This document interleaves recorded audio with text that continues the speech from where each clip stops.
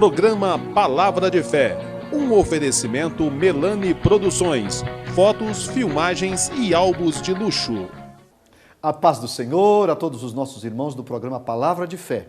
Estamos chegando mais uma vez com um coração desejoso de ser abençoado e abençoador. Que Deus possa te ajudar, que a palavra do Senhor possa lhe dar aquilo que você tanto precisa. Hoje, no programa Palavra de Fé, o tema será apenas para os vencedores. Que você possa refletir sobre o que nós temos a transmitir e eu tenho certeza que a bênção do Senhor vai, acima de tudo, alcançar a sua vida.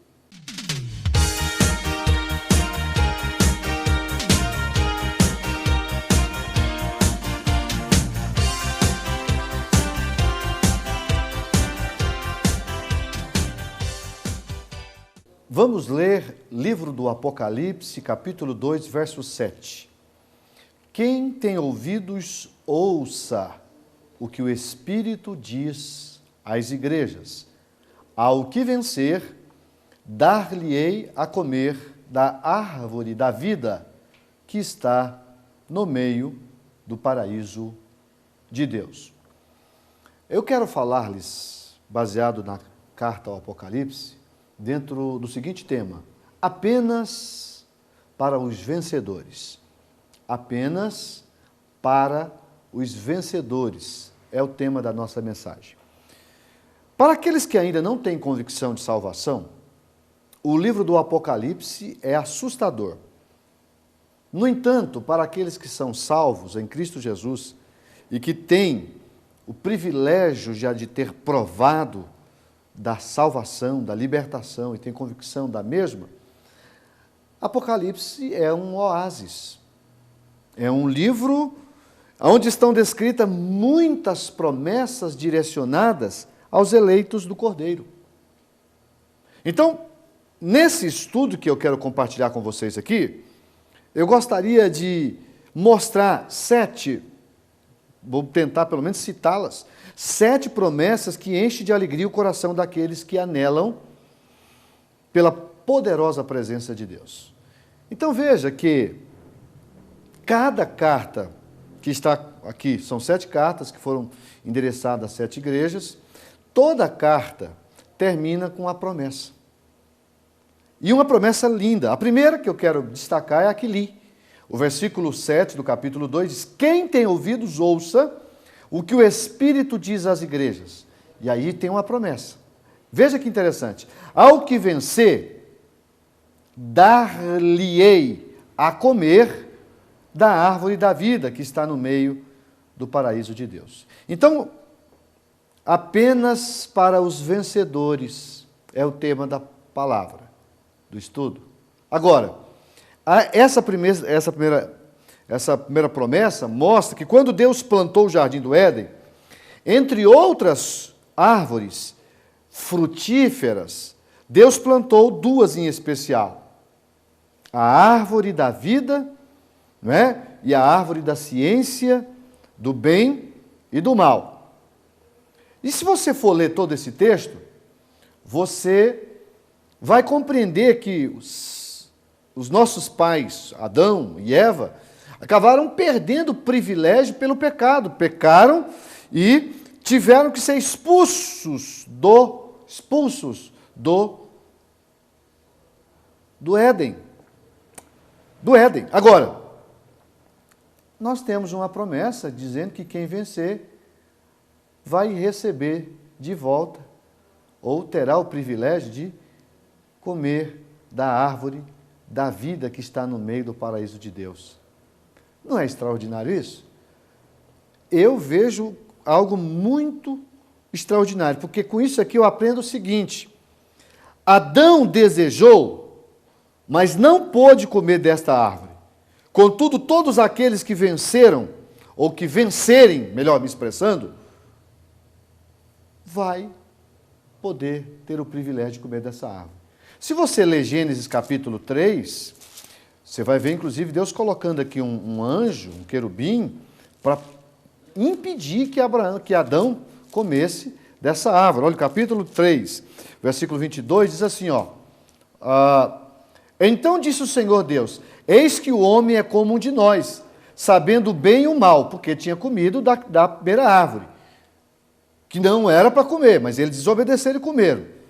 Ora, pois, para que não estenda a sua mão e tome também da árvore da vida, e coma, e viva eternamente, o Senhor Deus, pois, o lançou fora do jardim do Éden, para lavrar a terra do que fora tomado. E havendo lançado fora o homem, pôs querubins ao oriente do jardim do Éden, e uma espada inflamada que andava ao redor para guardar o caminho da árvore da vida.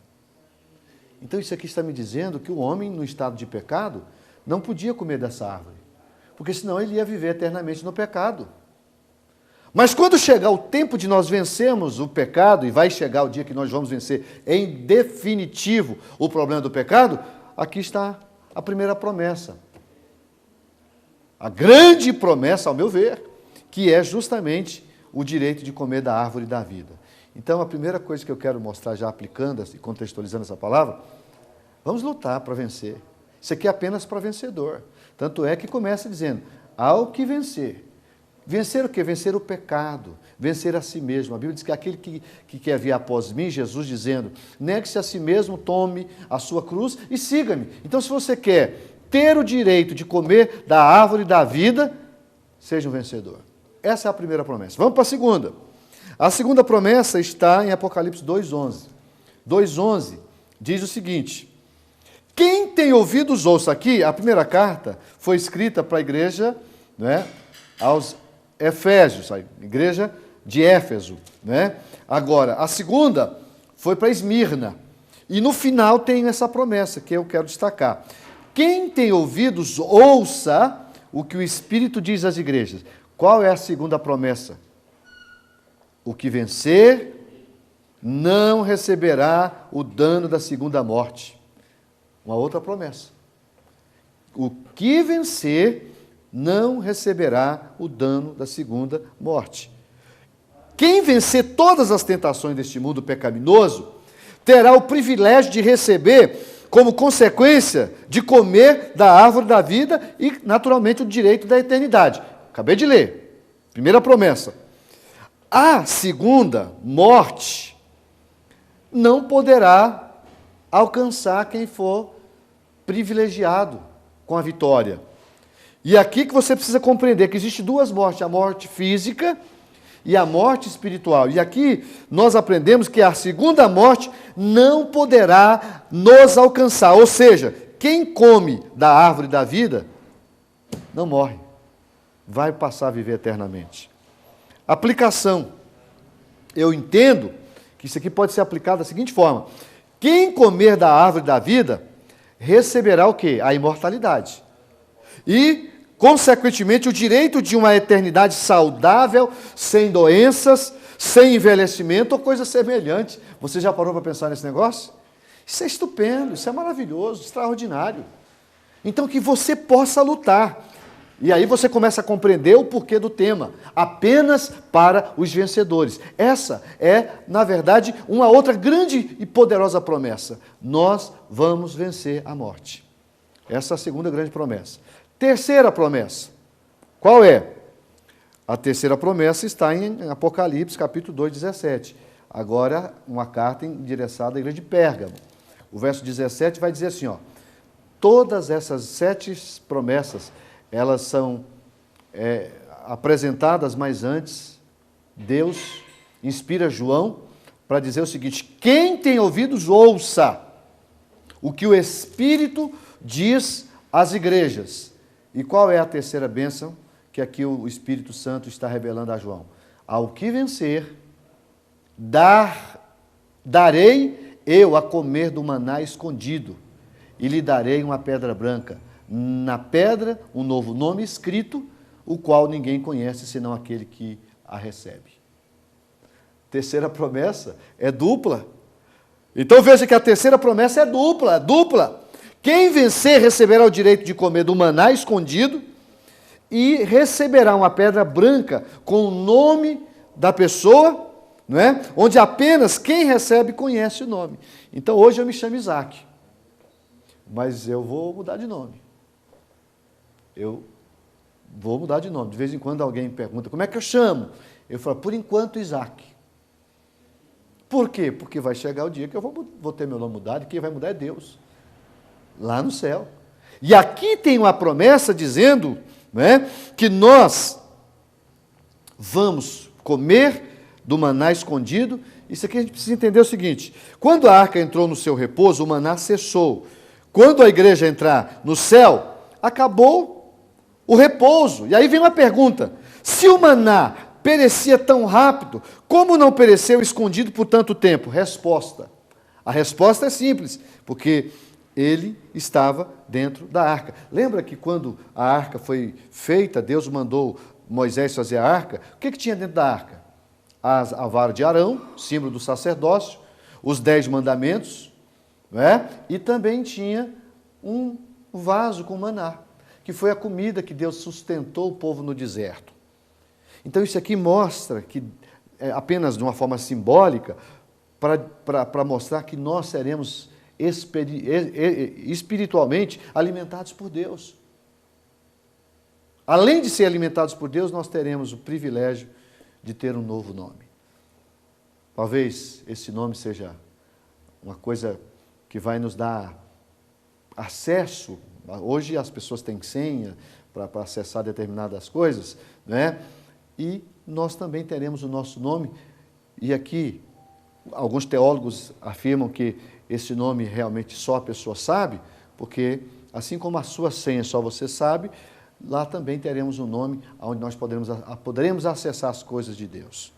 Então eu vou, como terceira grande promessa, eu vou receber um outro nome. Mas a quarta, qual é a quarta promessa? A quarta promessa, né, está em Apocalipse 2, versículo 26 ao 29. Veja só, 29 diz assim, ó, eu preciso ler o versículo 26, que a promessa está do 26, 27 e 29. E ao que vencer e guardar até o fim as minhas obras, eu lhe darei poder sobre as nações. E com vara de ferro as regerá, e serão quebradas como vaso de oleiro, como também recebi de meu Pai, e dar-lhe-ei a estrela da manhã. E aí ele vai, aqui está invertido, né? Quem tem ouvidos, ouça o que o Espírito diz às igrejas. Então qual é a quarta promessa? A quarta promessa está aqui dizendo que nós vamos receber da parte de Deus um grande investimento, não é? Trata de um poderoso investimento de Deus, fará nos seus eleitos, nos salvos. Ele nos dará poder sobre todas as nações, inclusive com a autoridade de conduzi-las. Olha que coisa linda, gente. Nós sabemos que haverá o milênio, e no milênio nós vamos governar com Cristo, só que não nesse corpo, no corpo glorioso, semelhante ao de Jesus. E nós vamos ter poder. A Bíblia diz que nós vamos governar juntamente com Jesus, nós vamos fazer parte do governo de Jesus. Há uma mensagem que nós pregamos, que está na Bíblia, do plano de governo de Jesus para o milênio. Quem sabe qualquer dia a gente conversa sobre isso aqui. Jesus vai governar e Ele vai mudar por completo. Coisas que os homens prometem e não conseguem, Jesus vai colocar. Jesus vai resolver o problema da segurança, Jesus vai resolver o problema da educação, da saúde, da habitação, e da justiça social. E nós vamos governar com Ele. E aqui tem uma promessa. Agora, isso é apenas para os vencedores. A promessa é, e quem vencer e guardar até o fim as minhas obras, eu lhe darei poder sobre as nações. Se você ler o contexto da Bíblia, você vai compreender que nós teremos participação no governo de Cristo. Quando eu ouço hoje, quando a Bíblia fala sobre galardão, eu particularmente, eu não estou aqui afirmando, mas eu, no meu pequeno entendimento, eu creio que os galardões estão, inclusive, também relacionados ao governo de Cristo. Quem trabalha hoje vai, com certeza, ser melhor galardoado, do que aqueles que não trabalham, não fazem nada para Jesus. Só desfrutam do que Jesus tem a oferecer. Por isso que é importante você desfrutar, mas também oferecer alguma coisa. Essa é a quarta promessa. Vamos para a quinta. A quinta promessa está em Apocalipse 3, versículos 5 e 6. Diz assim, Ao que vencer, ou o que vencer, será vestido de vestes brancas, e de maneira nenhuma riscarei o seu nome do livro da vida, e confessarei o seu nome diante de meu Pai e diante dos seus anjos. Quem tem ouvidos, ouça o que o Espírito diz às igrejas. Então aqui, na quinta promessa, nós aprendemos que além de receber vestes brancas, que é a garantia de que nosso nome jamais será riscado do livro da vida, ainda teremos o privilégio de ver o próprio Cristo, nos apresentando ao próprio Pai e aos anjos. Isso é muito extraordinário. É o que o texto está ensinando, minha gente. É o que a Bíblia está ensinando. Ao que vencer, será vestido de vestes brancas. Você sabe que o branco aqui está associado ao quê? Justamente à santificação, pureza. Né? Vestes brancas fala da justiça dos santos. E de maneira nenhuma arriscarei o seu nome do livro da vida. E confessarei o seu... Hoje nós confessamos Jesus. Eu confesso e você tem que confessar Jesus. O texto está dizendo que vai chegar o dia que ele vai confessar o nosso nome diante do Pai e dos anjos. Ou seja, Jesus vai apresentar, está aqui, ó, o meu filho vencedor. Aleluia. Vale a pena, minha gente. Vale a pena sofrer por causa de Jesus. Vale a pena sofrer por causa do Evangelho. Vai chegar o dia que nós vamos desfrutar. Essa é a quinta promessa. Mas a sexta carta está no versículo 12, capítulo 3, é uma carta a Sardes, né?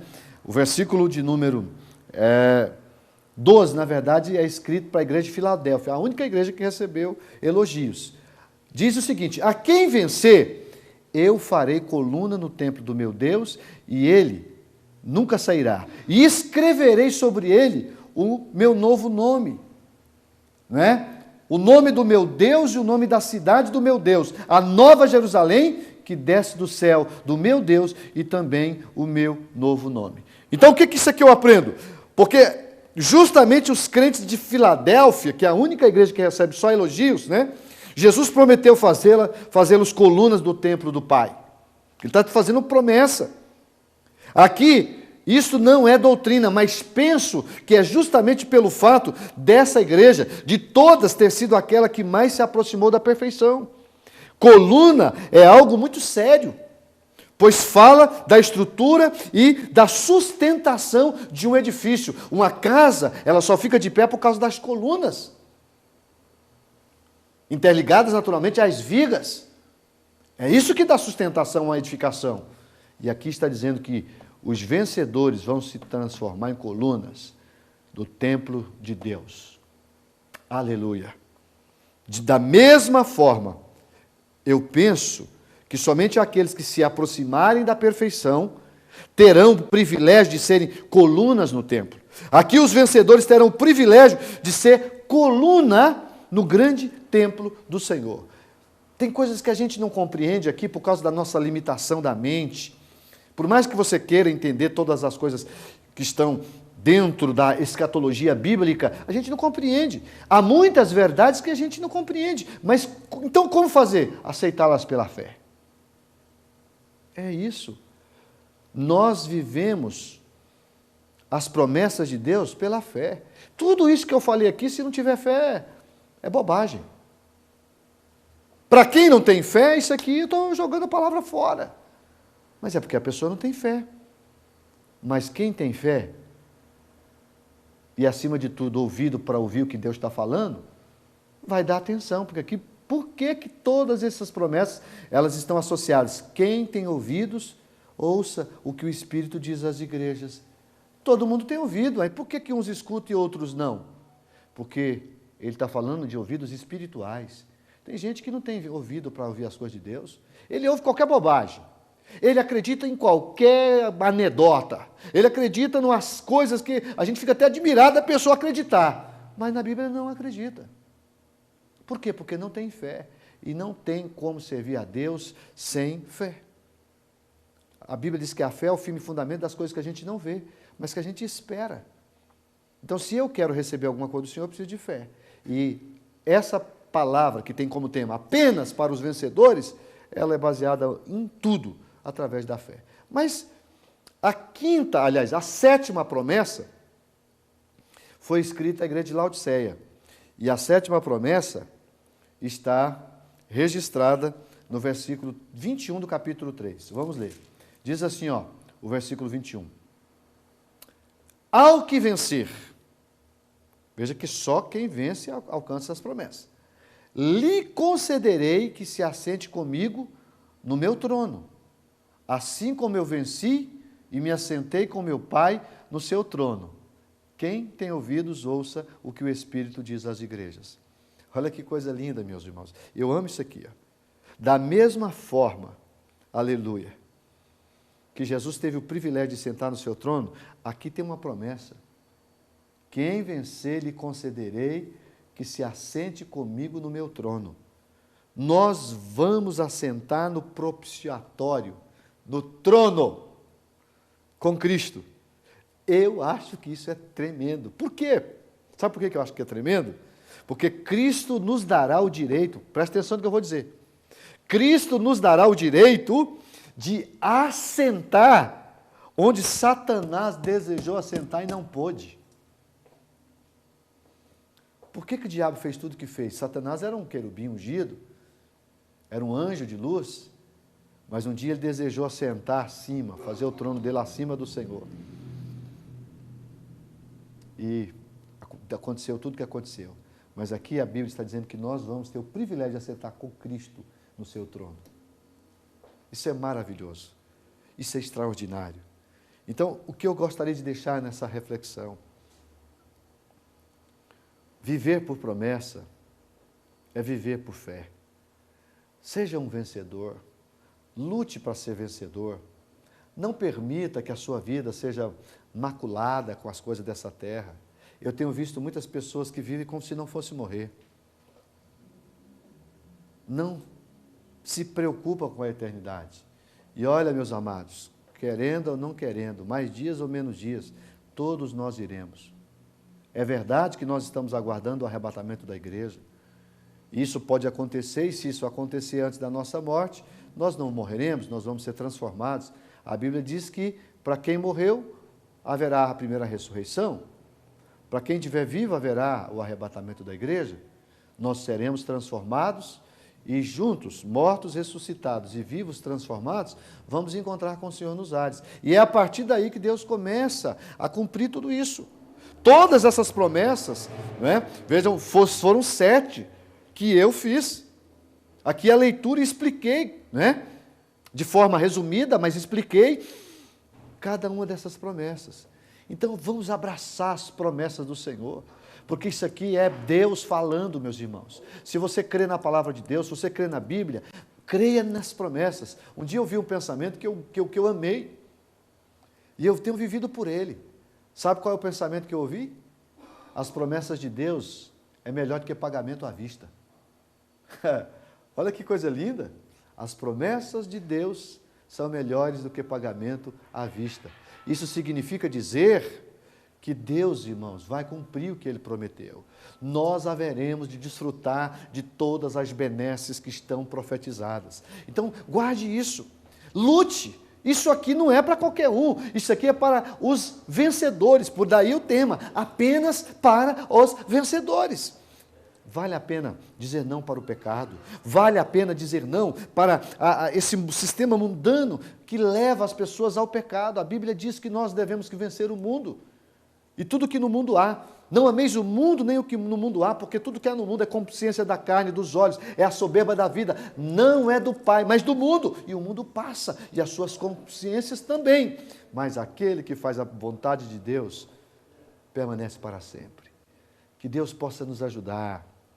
Que Deus possa ajudar você a viver por essas promessas. Vamos lutar, vamos sofrer se necessário, para que a gente possa um dia desfrutar dessas promessas. Eu quero que todas elas se cumpram na minha vida. Eu quero sentar-se com Jesus no seu trono. Eu quero governar com Ele. Eu quero comer do maná escondido. Eu quero ter um novo nome. Eu quero ter a imortalidade.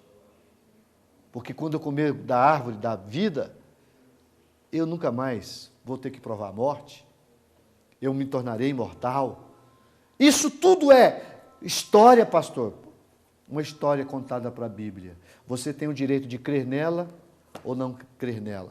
Mas como um dia eu vi um ateu falando, quero falar para você. Ele dizia o seguinte: é mais difícil ser ateu do que ser crente, cristão. Por quê? Porque o ateu corre risco de estar falando que nada disso é verdade e ser surpreendido na eternidade com isso é verdade. Mas eu estou vivendo em função daquilo que a Bíblia ensina. Eu não corro risco. Corro risco se eu não acreditar nela. Mas crendo na palavra, eu estarei seguro com o meu Jesus.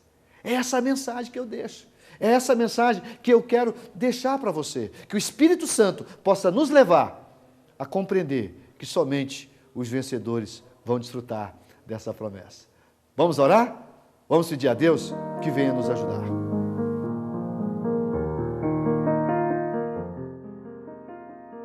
Pai querido, nós acabamos de mostrar as 7 grandes promessas que o Senhor fez aos vencedores. Eu sei que isso é apenas para os vencedores. Então, Pai, nos faça vencedores. Nos ajude. Que o Teu Espírito Santo esteja trabalhando e que nós tenhamos a sensibilidade de ouvir a voz do Espírito. Quem tem ouvidos, ouça o que o Espírito diz às igrejas. O Senhor fala o tempo todo. Então, que nós possamos ouvir e praticar essa mensagem. Que o Teu Espírito Santo possa preparar-nos para o grande encontro da igreja com Cristo. E aí vamos desfrutar de todas essas promessas. Ajuda-me, em nome de Jesus eu te peço. Ajude o meu irmão através da poderosa ação do Teu Espírito Santo. Amém, Senhor. Amém. O tempo passou rapidinho e já estamos terminando mais um programa, a Palavra de Fé. Nossa expectativa é que você viva pelas promessas do Senhor. Isso é para quem crê, meus irmãos. Só para quem crê. A Bíblia diz que a fé nos credencia a viver por promessas. Quero me despedir de você, desejando uma semana de bênção, que a mão do Senhor possa estar firmada e, acima de tudo, segura a sua, para que você possa ser o vencedor. Fique com Deus e até o próximo programa.